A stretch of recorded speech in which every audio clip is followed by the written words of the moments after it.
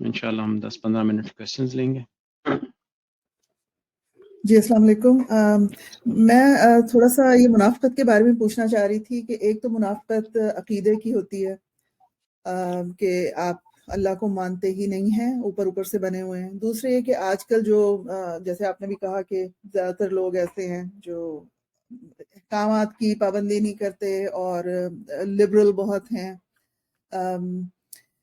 اسلام کی طرف apologetic attitude ہے. تو کیا یہ منافق جو ہیں، جب ہم بات کرتے ہیں کہ منافق جو ہیں وہ در کے اسفل میں ہوں گے اور وہاں سے نکلیں گے نہیں، تو یہ کن منافقوں کی بات ہوتی ہے؟ یہ عقیدے کے منافقوں کی یا ایسے منافقوں کی بھی بات ہے؟ ہاں نہیں، اس میں اصل میں جہاں تک ظاہر ہے کہ منافقت کا تعلق تو عقیدے سے ہی ہے، اور عقیدے ہی کی خرابی ہے جس کی وجہ سے منافق بنتے ہیں. کیونکہ ان کا اصل مسئلہ یہ ہے کہ ہماری جو ایمان کی ڈیفینیشن ہے اس کے 3 حصے ہیں نا، کہ دل سے ماننا، زبان سے کہنا اور عمل سے ظاہر کرنا. تو ان کے ہاں ایک حصہ تو بہت پکا پایا جاتا ہے، زبان سے انہوں نے کہا، یہ تو ہو گیا. تو قانون کی زبان میں تو وہ مسلمان ہو گئے، کیونکہ دل کا حال تو مجھے نہیں معلوم. تو میں ذاتی طور پر تو میں ان کو مسلمان شمار کروں گا. ان کو جو جس کو آپ کہیں اسٹیٹکس بنیں گی کہ بھئی آپ کا کیا کیا مذہب ہے، تو اس میں اسلام کے خانے میں آ جائیں گے وہ. اچھا، دوسرا حصہ جو ہے وہ ہے عمل کرنا. تو عمل کرنے میں بھی کسی حد تک وہ نماز پڑھ رہے ہیں، روزہ رکھ رہے ہیں، کچھ نہ کچھ چیزیں وہ کر رہے ہیں، سستی دکھا رہے ہیں، فلاں ہو رہا ہے، ایک الگ بات ہے، لیکن بہرحال وہ کر رہے ہیں. لیکن جو اصل مسئلہ ہے جہاں سے ایمان کا آغاز ہوتا ہے وہ ہے دل. یعنی اللہ کے ساتھ جو معاملہ بنتا ہے وہ دل سے بنتا ہے. تو دل سے جو اقرار ہے وہ ان کے یہاں قطعا نہیں ہے، بلکہ وہ تو اسلام کے بجائے کفر کو اپنے دل میں رکھے ہوئے ہیں. لیکن جو اصل ایشو ہے وہ یہ ہے کہ ہمارے ہاں ہم کیسے طے کریں گے فلاں منافق ہے کہ اس کے دل میں کفر ہے؟ یہ ہم طے نہیں کر سکتے. نبی کریم صلی اللہ علیہ وسلم کے زمانے میں چونکہ آپ کو اللہ تعالیٰ نے بتا دیا تھا کہ یہ لوگ کون کون منافق ہیں، تو آپ نے باقاعدہ ان کے نام آپ کو معلوم تھے، اور حضرت حذیفہ کو آپ نے ان کے نام بتائے بھی تھے، لیکن تمام لوگوں کو نہیں بتائے تھے.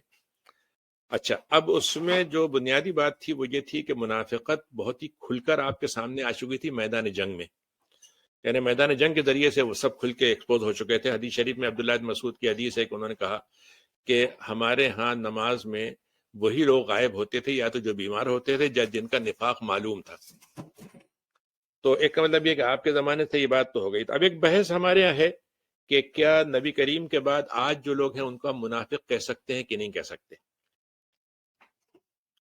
تو جو دوسری ایک حدیث ہے جس میں آپ نے یہ فرمایا کہ بھائی منافقت کی علامتیں 4 ہیں، کہ اگر وعدہ کرے تو اس کو پورا نہیں کرے، لڑائی کرے تو اس کو وہ کرے جی، اور امانت اس کو دی جائے تو خیانت کرے، اور جھوٹ مطلب وہ جو ہے جب بات کرے تو جھوٹ کرے، مطلب جھوٹی بات کہے. تو اب ہم جو بات جس کو ہم بہت ہی احتیاط والی بات کا رویہ اختیار کرتے ہیں، احتیاط کا، ہم یہ کہتے ہیں کہ اس آدمی میں اگر یہ علامت پائی جاتی ہے تو اس میں نفاق کی علامت ہے. تو نفاق کی علامت ہونا ایک بات ہے اور منافق کہنا ایک الگ بات ہے. منافق تو ٹائٹل ہو گیا. تو ہم کسی کے بارے میں، اسی لیے علماء کے نے ہمارے ہاں اس میں بہت احتیاط کرتے ہیں کہ ہم منافقت کا لفظ کسی کے لیے استعمال نہیں کریں.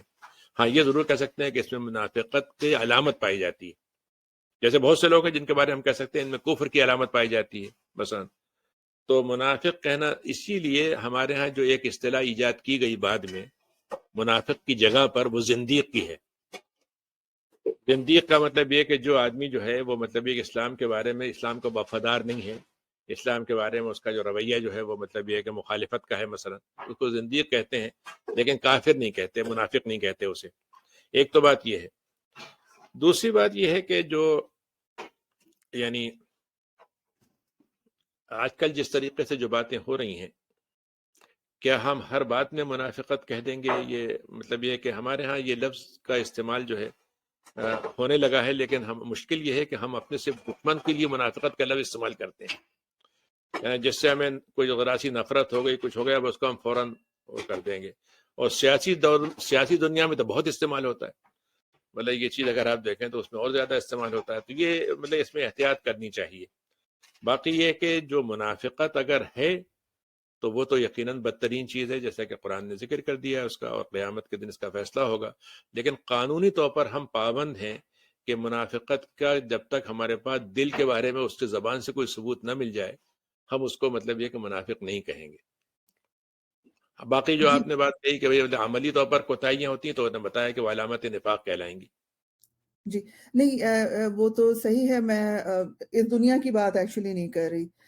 وہ تو اللہ کو ہی پتا ہے کہ کون منافق ہے کون نہیں ہے، اور وہیں جا کے پتہ چلے گا. لیکن اس طرح کے جو لوگ ہوتے ہیں جو احکامات وغیرہ کو نہیں مان رہے ہوتے، اللہ کو پتا ہے کہ وہ اگر منافق ہیں تو کیا وہ بھی ہمیشہ در کے اسفل میں رہیں گے، یا ان کی معافی ہو سکتی ہے کیونکہ انہوں نے کلمہ پڑھا ہوا ہے. میں اس میں دو طرح کے لوگوں کو تقسیم کرتا ہوں. میں ایک آدمی ہے جو بالکل نماز نہیں پڑھتا، مثلا یہ جی نماز نہیں پڑھتا، روزہ نہیں رکھتا، مثلا سب کچھ کرتا ہے، لیکن مثلا فرض کیجئے کہ آپ کسی خاتون کے گھر میں گئیں، وہ نماز بھی نہیں پڑھتی، بالکل نماز کے قائل ہی نہیں ہے نا. ہم، لیکن آپ نے کہا بھائی ذرا سا مجھے نماز پڑھنی ہے، نہیں ٹھیک ہے جان نماز رکھیے، آپ بھی دیکھیے یہاں پر یہ وضو خانہ ہے، یہ نماز ذرا آپ پڑھ لیجیے. بس میں ایک مثال دے رہا ہوں.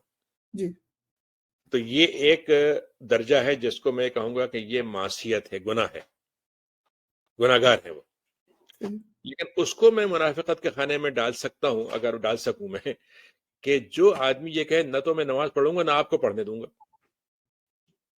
ٹھیک. ہم، یعنی مسلمان ہے. اب مثلا فرض کیا آپ ایک ہم، کمپنی میں کام کر رہی ہیں، کسی مسلم ملک میں ہیں، ایسے واقعات ہیں کہ مسلم ملک میں آپ ہیں. تو اب وہ مثلا میں سعودی عرب میں جب تھا تو وہاں پر ایک صاحب نے مجھ سے یہ کہا، میں نے عرب تھے، ان سے کہا کہ آپ مسلمان ملازمین کو کیوں نہیں لاتے، آپ ہندوؤں کو لاتے ہیں، فلاں کو لاتے ہیں. تو انہوں نے کہا بھائی بات یہ ہے کہ ہندو کو لانے سے فائدہ یہ ہے کہ وہ ہم سے نہ تو جمعے کی نماز کی اجازت لینے کی ضرورت پڑتی ہے اسے، نہ عمرہ کرنے کے لیے جاتا ہے. مسلمان آتا ہے تو وہ کہتا ہے اب نماز پڑھنے جانا ہے، پھر مجھے عمرے پہ جانا ہے. تو وہ اس سے بڑی پریشانی ہوتی ہے ہمیں کہ نماز کے لیے ہمیں چھٹیاں دینا پڑتی ہیں اسے. اب جو آدمی جو مسلمان ہے، ایک مسلم ملک میں رہ رہا ہے، اور جس کے لیے کمپنی چلانا بہت اچھی بات ہے، لیکن جس کی نظر میں اگر 2 گھنٹے اس کے نماز جمعے پہ نکل گئے تو اس کا نقصان ہو گیا مالی، یا اس نے 2 دن کی چھٹی عمرے کے لیے دے دی تو اس کا نقصان ہو گیا. یہ آدمی، اور جو آدمی خود نماز نہیں پڑھ رہا لیکن آپ کو روک نہیں رہا. یعنی ہم، سعودی عرب میں ایسے بہت سے لوگ تھے جو خود نماز نہیں پڑھتے تھے، لیکن جو ان کے گھر میں آفس سے ملازمین ہوتے تھے ان کو اس سے کوئی اعتراض نہیں ہوتا تھا، تھوڑے وہ کرتے تھے. تو دونوں میں آپ فرق کریں گے کہ نہیں کریں گے؟ جی بالکل. تو یہی ایک معیار ہو سکتا ہے جس کو ہم کہہ سکتے ہیں کہ یہ ایک ایسا پیمانہ ہے جسے ہم یہ کہہ سکتے ہیں کہ یہ آدمی جو ہے یہ صرف گناہ گار نہیں ہے بلکہ اسلام کا مخالف بھی ہے. ایک اور کیٹیگری بھی جس ہے. آ، میں نے بہت سارے اور انفارچونیٹلی آدمیوں کو یہ دیکھا ہے کہ مطلب مسلمان ہیں، بالکل ڈیفینیٹلی مسلمان ہیں، نماز بھی پڑھتے ہیں، روزہ بھی رکھتے ہیں، سب کچھ کرتے ہیں. بیوی بچوں کو ان کا بس یہ ہے کہ ٹھیک ہے تم بس نماز پڑھتے ہو، روزہ رکھتے ہو، یہ کافی ہے، اور دین کی کوئی بات سیکھنے کی ضرورت نہیں ہے، کہیں جانے کی ضرورت نہیں ہے، کچھ سیکھنے کی ضرورت نہیں ہے. سمجھیں کہ ایک طرح وہ راستے کی رکاوٹ بن جاتے ہیں، اور بڑی ٹھیک ٹھاک رکاوٹ ہوتے ہیں. تو ان لوگوں کو کیا کہیں گے آپ؟ مطلب وہ ان کے بھی الگ الگ درجے بنیں گے. ایک تو جہالت ہے دین سے، سب سے بڑی بات تو یہ ہے کہ ہمارے ہاں جس طریقے سے دین کو سمجھا گیا ہے عام معاشرے میں، وہ تو یہی ہے کہ بھائی دین صرف چند کام کو کرنے کا ہے، کہ آپ عید پڑھ لیجئے، نماز جمعہ پڑھ لیجئے، یا ایک آدھ مطلب یہ ہے کہ وہ کر لیجئے کہ بھائی وہ کسی نے کہا کہ بھائی غالب سے پوچھا کہ میں آدھا مسلمان ہوں کہ شراب پیتا ہوں، سور نہیں کھاتا. تو ہمارے ایسے لوگ مطلب بے پناہ قسم کے آپ کو مل جائیں گے. ان کو آپ فاسق کہہ لیجئے، فاجر کہہ لیجئے، جاہر کہہ لیجئے، اس کی اور بھی اصطلاحات ہیں ہمارے پاس. لیکن اس میں ایک اور چیز جو آج کل پیدا ہو گئی ہے، جو اصل میں مسئلہ پیدا کر رہی ہے، وہ یہ ہے کہ ہمارے پاس ایک مزاج پیدا ہو گیا ہے کہ ہماری اتھارٹی چلنا چاہیے، جی اور وہ چھوٹی ہو یا بڑی ہو. تو ہمیں مطلب یہ کہ پاکستان، ہندوستان میں مسلمان شوہر کو یہ معلوم ہے کہ گھر کا سربراہ میں ہوں، میری اتھارٹی ہوگی. یہ تو حق اس کو معلوم ہے. اچھا اس کو قرآن کا حوالہ بھی دے دے گا کہ اسلام میں بھی لکھا ہوا ہے کہ اس عورت کا مطلب مرد کی سربراہی ہے، یہ اس کو یاد ہے. لیکن جب اسلام کی وہ بات اس کو یاد دلائی جائے کہ بھائی تمہارا معاملہ رعیت کے ساتھ، اپنی رعایا کے ساتھ بہتر معاملہ کرنے کا ہے، وہاں اس کو قرآن یاد نہیں آئے گا. جی جی اچھا، جی یہاں یہ مسئلہ کینیڈا میں آ کے اور دلچسپ ہو گیا ہے. یہاں پر انسان جو ہے 50% مسلمان ہے، 50% کینیڈین ہے. لیکن 50% مسلمان اس وقت ہوتا ہے جب اسلام سے فائدہ ملتا ہے، اور 50% کینیڈین اس وقت ہوتا ہے جب کینیڈین سے فائدہ ہوتا ہے. اب جس شوہر کو آپ یہ بتائیں، وہ بتائے گا آپ کو کہ یہ عورت میرا بات سنتی نہیں ہے جبکہ اس کو اسلام کے لحاظ سے میری بات سننا چاہیے، تو یہ 50% اسلام ہے. لیکن اس کے بعد وہ بیوی سے کہا کہ بھائی گھر میں تم بیٹھی نہیں رہ سکتی، گھر میں کما کے لاؤ. اب اس کو یہ بتائیں کہ بھائی اسلام میں تو عورت کے لیے یہ کمانے کا حکم نہیں ہے، تو میں یہاں کینیڈین ہو جائے گا، مطلب کینیڈا میں تو سب کرتے ہیں، تو ہم بائی صحیح چوائس جو ہے، یا کی بائی طرف چوائس زیادہ کہیں گے بلکہ بائی پریفرنس جو ہے ریلیٹیولی وہ ہوتے ہیں. تو یہ ایک قسم کی ڈبل اسٹینڈرڈ ہے جس کو آپ دوہری زندگی کہتے ہیں نا، بلکہ ایک قسم کی دوہری زندگی ہم نے بنا رکھی ہے کہ ہم گھر میں مسلمان ہیں، گھر کے باہر کچھ اور ہیں، مسجد میں مسلمان ہیں، مسجد کے باہر وہ ہو گئے ہیں. تو یہ ہیں خرابیاں ہیں، لیکن بہرحال اس کو ہمیں ٹائٹل دینا ضروری نہیں ہے، لیکن بیماری بتانا تو ماننا تو ضروری، بیماری تو ہے. ٹھیک ٹھیک ہے، تھینک جزاک اللہ خیر. جو کسی اور کا کوئی کوشچن ہے؟ ڈاکٹر صاحب آپ نے بیچ میں تذکرہ کیا تھا کہ کچھ لوگ ہیں جو کہتے ہیں کہ کلمے کے اوپر محنت کی جائے، تو میرے خیال میں کلمے کے اوپر محنت تو بہت ضروری ہے، کیونکہ وہ کرائٹیریا جو اسی کا پرابلم ہے، ہمیں ہر سٹیپ پہ ہمیں ہدایت یا ہمیں کوئی رہنمائی چاہیے ہوتی ہے، کیونکہ ہمارے اندر اپنے اندر کوئی کرائٹیرین نہیں ہے. جیسے توحید اور شرک اور یہ موٹی موٹی چیزیں اگر انسان کے اندر پیدا ہو جائیں جو کہ صحابہ اکرام کے اندر پیدا ہوئی، تو اس کے بعد ان کو بہت زیادہ مسائل کی ضرورت نہیں تھی ہر سٹیپ پہ. تو اگر کسی چیز کی آج کوشش کی جائے کہ اس کے اوپر بندہ محنت کرے تو وہ راہ نجات کی طرف جا سکتا ہے، تو وہ کون سی چیز ہوگی جس کے اوپر محنت کی جائے؟ مطلب میں اس کی بڑی سمپل سی آپ کو مثال دوں. بیٹری آپ کی گاڑی کے لیے بہت ضروری ہے. اگر بیٹری چارج نہ ہو تو گاڑی نہیں چلے گی. اچھا آپ یہ کیجئے کہ اپنی بیٹری چارجر پہ لگا دیں اور فل ہو جائے، مگر اس کے بعد گاڑی میں نہیں لگائیں آپ، تو گاڑی کو کیا فائدہ ہوگا اس سے؟ تو ایمان جو ہے وہ بیٹری ہے، مطلب عقیدہ توحید جو ہے وہ دل کو چارج کر لیا آپ نے، لیکن جب دل کو چارج کر لیا تو اب آپ اپنے جسم پہ وہ بیٹری لگا ہی نہیں رہے، ہے نا. تو کہنے کا میرا مطلب یہ ہے کہ عقیدہ بنیادی چیز ہے، لیکن بنیاد سے آغاز ہوتا ہے، اختتام نہیں ہوتا. میں جو بات کہنا چاہ رہا تھا وہ یہی تھا کہ بالکل صحیح ہے کہ یہیں سے اسٹارٹ ہوگا، عقیدے سے ہی شروع ہوگا، لیکن عقیدے کے بعد پھر ایک پلر آئے گا جس کا نام نماز ہے، ایک پلر آئے گا جس کا نام روزہ ہے، پھر اس کے بعد کچھ ایسے احکام آئیں گے جو اخلاق میں ہیں، کچھ حلال حرام میں ہیں. تو ہمیں یعنی ان چیزوں کی طرف بڑھنا ہے. ہاں یہ ہو سکتا ہے کہ اگر آپ یہ کہیں کہ ذرہ برابر ایمان کام کرے گا، تو ذرہ برابر ایمان اس وقت کام کرے گا جبکہ اس کے اگینسٹ میں ذرہ برابر شرک نہ ہو، ذرہ برابر، تب کام کر جائے گا. لیکن ذرہ برابر ایمان ہو مثلا اور اس کے ساتھ پہاڑ برابر گناہ ہو، تب بھی کام کر جائے گا. نہیں، ذرہ برابر شرک پھر بھی کام کر جائے گا، سزاؤں کے بعد اور اس کے جو کچھ اللہ کرنا ہے کام کرے گا، لیکن ذرہ بر شرک کے برابر کام نہیں کرے گا. تو یہاں پر عقیدے کی اہمیت تو ہے. تو آپ فرض کیجئے کہ آپ کے پاس ذرے کے برابر ایمان ہے اور آپ کے پاس کچھ اچھائیاں ہیں، تب یہ ذرہ اور بڑھ جائے گا نا، پھر مطلب اس کو فائدہ ہوگا نیکیوں سے. تو میں کہنا یہ چاہ رہا ہوں کہ اس میں کوئی شک نہیں کہ ہم یعنی یہ بات کہہ رہے ہیں کہ ایمان سے ہی آغاز کریں گے، لیکن ایمان کے بعد ٹھہر نہیں جائیں گے بلکہ آگے تک جائیں گے. لیکن بالکل ہو سکتا ہے کہ میں ایمان کے بعد اپنے آپ کو شرک سے بچا لوں، ایمان بھی کمزور ہے میرا، لیکن میرے پاس فرض کیجئے کہ تھوڑے سے عمل صالح ہیں، بہت زیادہ نہیں ہے، تب بھی وہ انشاءاللہ جو ہے وہ کام کریں گے. لیکن تمنا یہی ہونی چاہیے کہ بھئی اگر مجھے پاس ہونا ہے اور 33 نمبر پہ پاس ہوتے تو میں کو بھائی 34 مل جائیں کافی ہے، مجھے زیادہ محنت نہیں کرنی. تو جب 34 کی آپ تیاری کریں گے تو ہو سکتا ہے پھر اس کے بعد 20 آئیں آپ کے پاس، لیکن اگر آپ 100 کی تیاری سے شروع کریں گے تب 60-70 آ جائیں تو بڑی بات ہو جائے گی. ٹھیک ہے، جزاک اللہ خیر. کوئی اور کسی کا ہے کوشچن کسی بھائی کا؟ ڈاکٹر صاحب ایک اور آپ کرتے ہیں جب تک بھائی آتے ہیں کوئی نہ کوئی، یہ ہم سنتے ہیں کہ جی شعوب اور قبائل کے اندر انسانوں کو تقسیم کیا تاکہ وہ ایک دوسرے کا تعارف کریں، تو اسی کی وجہ سے ہم قبیلے کا نام بھی اپنے ساتھ لگاتے ہیں. تو اب قبیلے تو بچے نہیں، اب کیسے کیا تعارف ہوگا؟ یا اب اس آیت کی ہے اہمیت یا نہیں ہے؟ نہیں، مطلب یہ ہے کہ اصل مسئلہ ہے وہ یہ ہے کہ یہ سارے پہچان جو ہیں ایک دوسرے پہ کمتری برتری کے لیے ہیں یا ایک دوسرے کو پہچاننے کے لیے ہیں. مثلا فرض کیجئے کہ آپ یہ کہتے ہیں میں کینیڈین ہوں، تو آپ کیوں کہتے ہیں؟ میں اس لیے کہ آپ کی پہچان ایک ہے، آپ کہتے ہیں پاکستانی ہوں، آپ کی پہچان ہے مثلا، یا آپ یہ کہتے ہیں میں فلاں خاندان سے ہوں تو ایک پہچان ہے.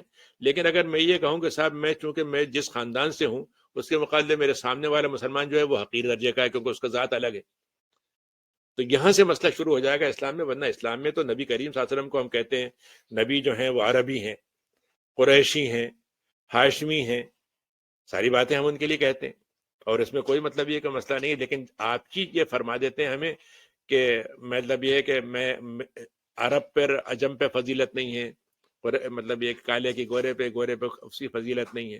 تو ہیٹریڈ اور جو ڈسکریمنیشن ہے وہ ایشو خراب ہے جو نہیں ہونا چاہیے. اور آپ دیکھیے نا اب تو جو مسئلہ نیا آ گیا ہے وہ اس نے تو ہمارے لیے ایک نیا مسئلہ کھڑا کیا ہے جو پہلے کسی اور معنی میں تھا کہ بھائی مرد عورت کے اندر مطلب یہ کہ وہ تھا کہ بھائی حقارت کہ عورت کمزور ہے یا دبی ہوئی ہے یا دوسرے الفاظ میں کمتر ہے. اب تو مسئلہ یہ ہو گیا کہ اب جینڈر ہی ختم ہو رہا ہے. اب تو یہ ایشو ہی نہیں رہے گا کہ بھائی آپ مطلب یہ کہ برتر جینڈر ہیں کمتر جینڈر ہیں. اب تو یہ کہ بائی چوائس ہیں آپ. اور اس کے نتیجے میں ہوگا یہ کہ جو اللہ تعالیٰ کی اپنی تخلیق ہے مرد عورت کی، آپ اس کو مٹا دیں گے اور مٹانے کے بعد آپ کچھ بھی نہیں رہیں گے پھر آپ. تو شیطان تو بہت آگے لے کے جانا چاہتا ہے، اور ظاہر ہے کہ اس کے لیے سب سے آسان طریقہ یہی ہوتا ہے کہ مختلف قسم کی جو عصبیتیں ہیں ان کو ابھارے وہ. صحیح. تو کوئی اور کویسچن ہے کسی بھائی کا؟ ٹھیک ہے، ہم اس کو وائنڈ اپ کرتے ہیں. ایک میں تھوڑا سا ذرا ہے وہ تھوڑا سا کیا کہتے ہیں تھوڑا کمفرٹ یہ مجھے بتائیں، آپ نے ریفرنس دیا کہ موسیٰ علیہ السلام کی قوم جو ہے وہ 40 سال بھٹکتی رہی اور ہم بھی پچھلے 100 سالوں 200 سالوں سے بھٹک رہے ہیں. تو ان کو تو من و سلوہ ملتا تھا، ہمیں کیا مل رہا ہے؟ کچھ مل رہا ہے ہمیں یا ہم اس پہ بھی نہیں ہیں؟ نہیں، ہمیں نہیں مل تو بہت رہا ہے، ابھی بھی ہم الحمدللہ کوئی ایسے بری حالت میں نہیں ہے. لیکن اصل مقصد یہ ہے کہ ہم جیسے آپ یہ کہیں کہ ہم ایک ڈائریکشن لیس قوم بنے ہوئے ہیں نا. مطلب یہ کہ ہمارے پاس یہی مسئلہ نہیں. آپ مجھے بتائیے، آپ ذرا سا ٹائم لگائیے کہ ایک 20 کروڑ 10 کروڑ 15 کروڑ 1 کروڑ کی قوم ہے، اس کا کتنا سرمایہ، کتنی طاقت، کتنی انرجی ضائع ہو رہی ہے. اور اس کے بعد آپ کے پاس آخر میں جا کے آپ کے پاس اگر آپ نے فرض کیجئے کہ 2000 آدمیوں پہ محنت کی اور اب صرف ایک آدمی آپ کے پاس ذرا سا تیار ہوا، اور وہ بھی اس لیے تیار ہو گیا کہ وہ اپنی ذات سے ہی اچھا تھا. یعنی ہمارے یہاں بہت سے لوگ جو ہیں وہ تو ایسے ہیں کہ وہ کتنے ہی برے ماحول میں اچھے ہو جائیں گے، آپ کی کوئی محنت اس میں صرف نہیں ہو رہی.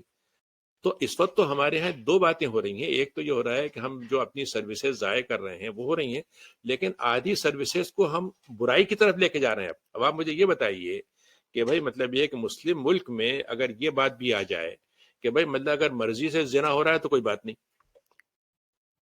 اب آپ کہاں پہنچ گئے؟ پہلے تو آپ یہ تھا کہ بھائی آپ یہ کہتے رہے برا ہے، آپ نے اب 10 سال 20 سال تک یہ کہتے رہے. اب انہوں نے کہا نہیں کوئی بات نہیں، اس میں کوئی حرج نہیں ہے. ابھی بہت سے قوانین ایسے پاس ہوئے ہیں، عدالتوں نے ایسے فیصلے پاس کیے ہیں جو مطلب یہ ہے کہ اگر دیکھا جائے تو ایک مسلمان ملک میں جس کے میں یہ لکھا ہو کہ ہمارا قانون سب سے پہلے شریعت کے مطابق ہوگا اور وہ قانون پاس ہو رہا ہو، تو آپ تو بالکل جیسے کہتے ہیں کہ ریورس جا رہے ہیں آپ. تو اب تو اس لحاظ سے دیکھا، لیکن اس کے باوجود بہرحال اللہ تعالیٰ یعنی من و سلوہ تو ہو سکتا ہے ان کو ویسے ملتا ہوگا، لیکن یہ کہ ہمیں رشوت کی شکل میں تو من و سلوہ بہت ملتا ہے. بھائی ایک تو اللہ تعالیٰ نے آزادی کی نعمت دی اتنے سارے ملکوں کو، بہرحال جی وہ خلافت ختم ہوئی، وہ ایک الگ معاملہ ہے، مگر ان کو اختیارات تو ملے، نمبر ایک. اور نمبر دو یہ کہ ہم دیکھتے ہیں بہت سارے یعنی عرب ممالک کو خاص طور پر اللہ تعالیٰ نے کتنی جو ہے وہ دولت سے نوازا ہے. دوسری بات یہ ہے، تو بہرحال ایسا تو نہیں ہے. نہیں وہ من و سلوہ کی بات تو صحیح ہے. میں تو جو بات کہہ رہا تھا وہ یہ کہ آپ نے اگر فرض کیجئے کہ 10 لاکھ صرف کیے تو آپ کم سے کم امید رکھتے ہیں کہ بھائی 11 لاکھ بن جائیں گے، اور معلوم ہوا کہ آپ کے 10 لاکھ تو ڈوب گئے، باقی اور آپ کو جیب سے اور دینا پڑ گئے. تو یعنی مطلب اور سب سے بڑی انویسٹمنٹ تو آدمیوں پر ہے نا، انسان سب سے بڑی انویسٹمنٹ ہے نا. مطلب ایسا کیوں ہوتا ہے کہ آپ کا ایک 50 آدمی نکلتے ہیں اور آپ کے یہاں ٹیلنٹ کی کوئی کمی نہیں ہے، لیکن جب وہ باہر آتے ہیں تو ان کا ٹیلنٹ ڈسکور ہو جاتا ہے، اندر رہتے تو ضائع ہو جاتا ہے. ٹھیک ہے ڈاکٹر صاحب. ویسے تو آپ نے وہ کہا کہ پیٹرول اور یہ سب کچھ ملا، مگر بھنے ہوئے بٹیرے کا مزہ تو اپنا ہی ہے. وہ تو اس سے بھی لیکن وہ بھی اس سے بھی عاجز آ گئے تھے، وہ بہت دیر تک اس کو برداشت نہیں کر سکے. انہوں نے کہا بھائی ہمیں تو پیاز لہسن ہی چاہیے. بالکل. لیکن ڈاکٹر صاحب آپ دیکھیں نا، من و سلوہ کی جگہ اللہ پاک نے ہمارے لیے اس زمین میں پھر کیا کچھ اتارا. یہ دیکھیں جنت کے پھل سبزی، کیا گندم اجناس، تو یعنی چیزیں تو بہت مل گئی نا ہمیں اس کے بدلے میں، پھر ہم نے اس کا بھی کتنا مس یوز کیا ہوا ہے، حرام حلال کی تفریق چھوڑی ہوئی ہے. بھائی طاہر صاحب، یعنی ابھی بھی دنیا میں اگر آپ ریسورسز دیکھیں گے تو دنیا میں سب سے زیادہ ریسورسز مسلمان ملکوں میں. جی ہاں جی ہاں بالکل صحیح. یعنی جاپان جیسا ملک جس کے لوہے کا ایک ذرہ نہیں پیدا ہوتا، وہ دنیا کی سب سے بڑی انڈسٹری بنا رہا ہے. جہاں پیدا ہوتا ہے وہ بیچارہ ضائع ہو رہا جی ہاں، ایک بارش جتنا ملک ہے. ہے. بالکل بالکل. ٹھیک ہے ڈاکٹر صاحب، جزاک اللہ خیر، اور انشاءاللہ بہت شکریہ ڈاکٹر صاحب. اگلے سنڈے پہ ملاقات ہوتی ہے. جزاک اللہ. جی جزاک اللہ. اللہ تعالیٰ السلام علیکم زمان ورحمۃ میں اللہ رکھے. وبرکاتہ. اللہ حافظ. السلام علیکم. آمین.